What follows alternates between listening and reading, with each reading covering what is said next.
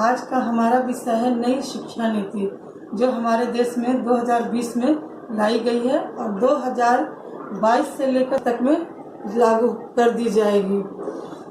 सबसे पहली बात है कि शिक्षा नीति है क्या?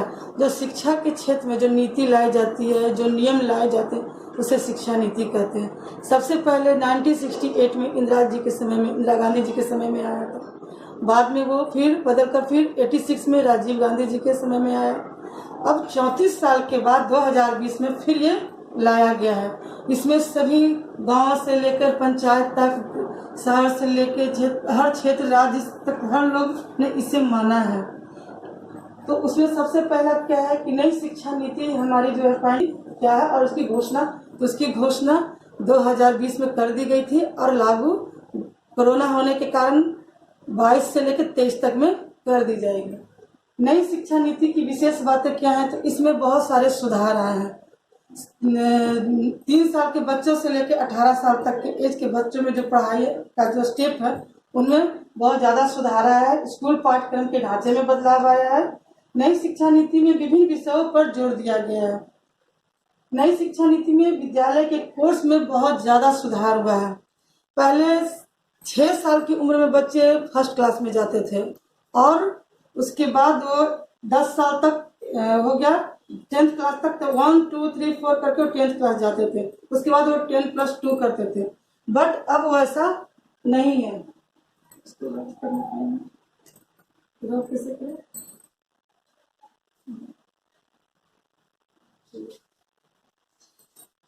अब जो है नया ढांचा आया है 5+3+3+4। अब इस ढांचे पर हमारी पढ़ाई होगी। नई शिक्षा नीति का जो ढांचा आया है ये, यानी कि बच्चा 3 साल की उम्र से ही स्कूल जाना शुरू करेगा। पहले 6 साल की उम्र से जाता था, जो अब बच्चा 3 साल की उम्र में जाएगा। तो ये जो हमारा 5 साल है, उसमें 3 साल का बच्चा यानी कि 5+2 वो 3 साल तक प्ले करेगा। वो प्ले क्लास में जितने जाना चाहते नहीं थे। सरकारी स्कूल में बच्चों को 6 साल में डाला जाता है, तो अब वो गवर्नमेंट स्कूल में पढ़े या प्राइवेट सेक्टर में पढ़े, किसी भी सेक्टर में पढ़े, उन सारे बच्चों को 3 साल की एज में जाना और हर स्कूल में प्ले होगा। पहले बच्चों को स्लेट वगैरह थमा दिया जाता था सरकारी स्कूल में, अब वो नहीं होगा। बच्चों को पूरी आजादी होगी खेलने की। उसमें टीचर जो होंगे उनको पूरी तरह से सिखाया जाएगा, ट्रेन किया जाएगा कि बच्चों के साथ कैसे रहना, खेलना है, और वो हर चीज करने की उनको छूट दी जाए। नो ड्रेस, नो टाइम, ये कोई उन पर रिस्ट्रिक्शन नहीं होगा, दबाव नहीं डाला जाएगा और फुल्ली वो खेलेंगे। और ये जो 2 साल उनका बचा, उसमें वो फर्स्ट क्लास से लेकर सेकंड क्लास में, यानी कि खेलते खेलते वो बच्चे फर्स्ट क्लास से लेकर सेकंड क्लास में चले जाएंगे। और वो नो एग्जाम, उसमें कोई भी एग्जाम नहीं होगा। उस क्लास में बच्चे कोई एग्जाम नहीं देंगे और खेलते खेलते वो फर्स्ट क्लास और सेकंड क्लास कंप्लीट कर चुके होंगे। ये होगा उनका फाउंडेशन कोर्स। दिक्कत ये होगा तो फिर तो ये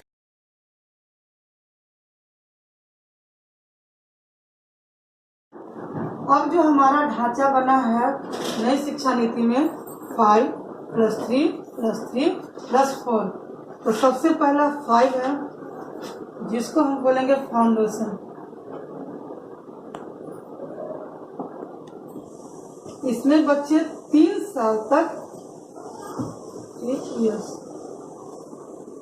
प्ले करेंगे फुल्ली फ्री, और 2 साल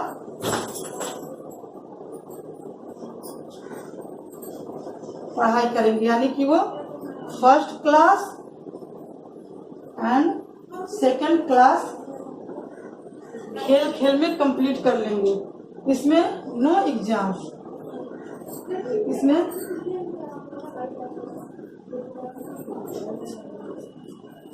इसमें बच्चों से एग्जाम नहीं लिया जाएगा। दूसरा है हमारा इधर मत करना।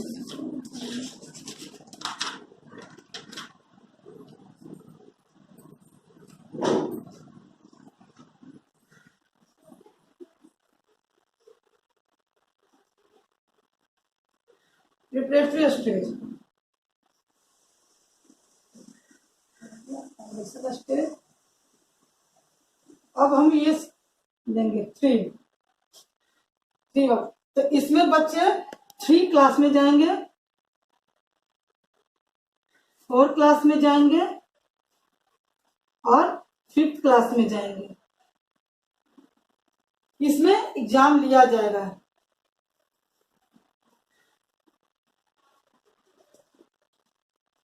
इसमें क्या होगा, इसमें बच्चों को एक्टिविटी दी जाएगी और प्लस रीड करना होगा, पढ़ाई कंप्लीट करनी होगी।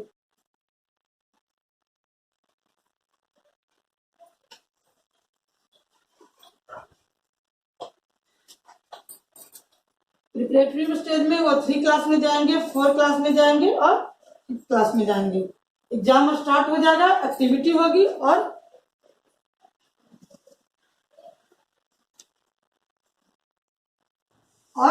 पढ़ाई भी होगी। ओके, अब हमारा तीसरा होगा मिडिल स्टेज।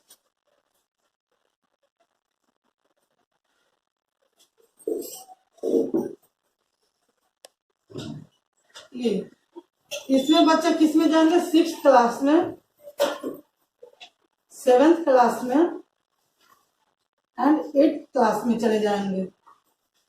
इसमें क्या क्या होगा, सबसे पहले कंप्यूटर होगा।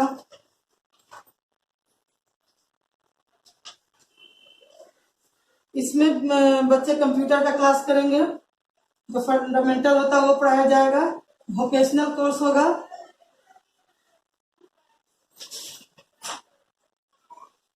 जिस बच्चों को कुकिंग की अगर इच्छा है या सिलाई की है वो सीखेंगे। लड़के अगर बड़ाई मिस्त्री वाला, कारपेंटर वाला जो होता है या बहुत तरह के कोर्स होते हैं तो वो सीखना चाहेंगे तो उनका क्लास होगा और नंबर भी ऐड कर दिया जाएगा उसमें। मैथ्स होंगे, साइंस होगा एंड आर्ट्स। इन सब चीजों की पढ़ाई होगी और इंडियन लैंग्वेज इसमें चलेगा।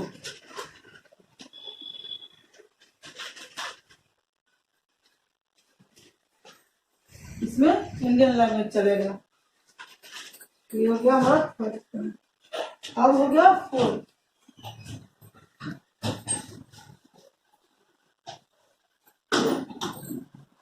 फोर्थ है सेकेंडरी स्टेज।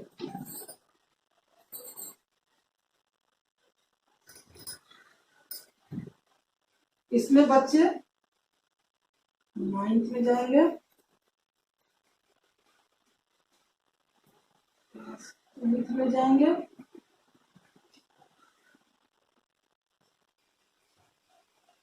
11th में जाएंगे, क्लास 12th में चले जाएंगे। और इसमें क्या होगा, नो स्ट्रीम। इसमें मल्टीपल सब्जेक्ट होगा, बच्चे को जिस चीज की इच्छा होगी वो सब्जेक्ट लेंगे। 9 से लेके 12th में पहले होता था आर्ट्स लेना है, 10th के बाद हम लोग को होता था कि आर्ट्स सेक्शन में जाना है या साइंस सेक्शन में जाना है या कॉमर्स सेक्शन में जाना है। अब वो सब नहीं रहेगा, आपकी इच्छा है कि आप कौन सा आप साइंस भी ले सकते हैं, बायोलॉजी ले लिए, उधर से आर्ट्स से सब्जेक्ट ले लिए, कॉमर्स से ले लिए। इस तरह से कर आपका मल्टीपल चॉइस होगा। और उसमें क्या होगा, क्रिटिकल थिंकिंग होगा। आप जो सब्जेक्ट ले रहे हो ये नहीं कि सिर्फ रट्टा मारना है, पढ़ना है। अब उसके बारे में क्रिटिकल थिंकिंग किया जाएगा। अगर कुछ हुआ है तो क्यों हुआ, न्यूटन का लॉ जो हुआ वो क्यों लागू हुआ, कैसे हुआ, अगर नहीं होता तो क्या होता, गुरुत्वाकर्षण क्या होता, अगर वो चीज नहीं, सेव नहीं गिरता तो न्यूटन इसका नियम लगाते हैं कि नहीं लगाते। मतलब उस पर बहुत ज्यादा थिंकिंग करने का हो जाएगा। तो ये हो गया आपका सेकेंडरी स्टेज। तो ये आपका ये हो गया। तो इस ढांचे पर अब हमारा शिक्षा नीति चला है 5+3+3+4। ठीक है, और इसमें फॉरेन लैंग्वेज होगा। देन अब ये किन्होंने किया है, तो कस्तूरी रंगन वैज्ञानिक जो है के कस्तूरी रंगन, उन्होंने उनकी अध्यक्षता में ये रिपोर्ट दी गई है। तो नई शिक्षा नीति में स्कूली लेवल से लेके उच्च शिक्षा तक का काफी बदलाव किया गया है। 5वीं कक्षा तक की पढ़ाई मातृभाषा, स्थानीय भाषा, क्षेत्रीय भाषा, किसी भी भाषा में कही गई है।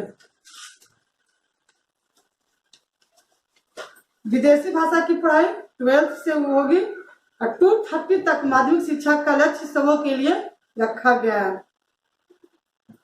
3 से 6 साल के बच्चों को स्कूली शिक्षा देना अनिवार्य हो गया है। शुरू में बच्चों को 3 साल की प्री प्राइमरी प्रथम तथा द्वितीय वर्ष की पढ़ाई करनी होगी। तीसरी, चौथी और 5वीं कक्षा में जो मैंने बताया है वो रखा गया। तत्पश्चात 6 से 9 तक के 9 से लेकर 12 तक की पढ़ाई होगी। 10वीं एवं 12वीं की बोर्ड के अनुसार होगी। पहले मार्च में बोर्ड की एग्जाम ले ली जाती थी, बट अब हर 6 महीने पर, पहले सेमेस्टर होता था, मगर अब हर 6 महीने पर बोर्ड की एग्जाम होगी। 9th में, 10th में, 11th में और 12th में। इस तरह से उसकी एग्जाम और इस तरह से उसका प्रदर्शन, आकलन और समीक्षा सभी चीजों पर ध्यान दिया गया है। नई शिक्षा नीति में संगीत, खेल, योग आदि को भी रखा गया है। नई शिक्षा नीति में गणित और भाषा लेखन पर भी बहुत ज्यादा जोर दिया गया है। अब जैसे हम लोग पहले ग्रेजुएशन होता था 3 इयर्स का होता था, हमारा पहले का ग्रेजुएशन जो होता था 3 इयर्स का होता था, अब उसको 4 इयर्स कर दिया गया है। अगर आपने फर्स्ट ईयर ग्रेजुएशन कर लिया है, अब आप ग्रेजुएशन मैंने साइंस से किया, आर्ट्स से किया या कॉमर्स से किया है, अब नहीं होगा। अब सीधे आपको बोलना होगा कि मैं ग्रेजुएट हूँ। उसमें क्या है कि अब आपका कोई साइंस, आर्ट्स ये सब नहीं होगा। और पहले से अगर आप फर्स्ट ईयर कर लिए हैं तो आपको सिर्फ सर्टिफिकेट मिलेगा, ग्रेजुएट सर्टिफिकेट। अगर आपने सेकेंड ईयर किया तो आप ग्रेजुएट कहलाओगे, डिप्लोमा ग्रेजुएट। और 3rd ईयर कर लिया तो डिग्री हो जाएगा। अब 4th ईयर किया तो ग्रेजुएशन रिसर्च में आप चले जाओगे। अगर मान लीजिए कि 1 साल और 2 साल आपने किया और किसी कारणवश लंबे समय के लिए आप कंप्लीट नहीं कर पाए 3rd ईयर, तो पहले होता था कि हम लोग री एडमिशन करवाते थे, फिर से 1st और 2nd ईयर कंप्लीट करना था। अब वो नहीं है, आप डायरेक्ट जाकर 3rd ईयर में एडमिशन ले सकते हैं।